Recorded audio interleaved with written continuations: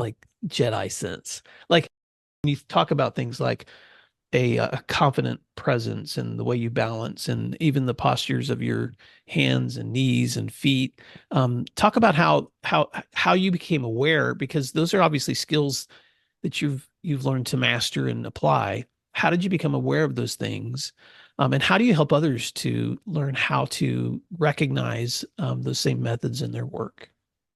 So for a while, I was like, I know that something I'm doing is working, but I don't quite know what it is. And that's Mhm. where I sought out experts in the field to really break a lot of this information down and say, the reason why it works is this. And if you add this other element, it won't work. Or if you add this other element, it will work better and Mhm. everything, so that we were able to do that. And then we broke each piece of it down. So we said, okay, here's the stance of safety. So that's the first thing I teach almost every training that, 14 different trainings that I do. The first thing I do is teach everybody the stance of safety. So I, go into, this is how you hold your hands. This is where the placement needs to be in your body. This is where your arms should be.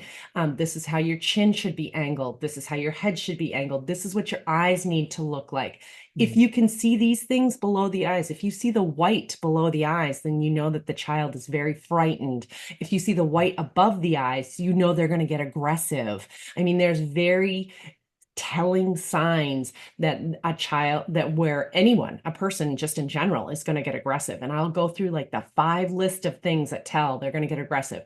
There's white above the eye. You can see the ripple in the jaw. You can see the bubbling on the chin with the skin. There's just very significant things that will show. You'll see the hand splay and the chest pop and all those little pieces, but you can catch it 5 minutes before that too, simply through the anglings of their bodies and things like that, which is why that's why we're able to make progress so quickly with kids, because we can see it, we can get them out of the situation, we can de-escalate them quickly so that they don't continue to have these chronic behaviors of aggression. You're blowing my mind.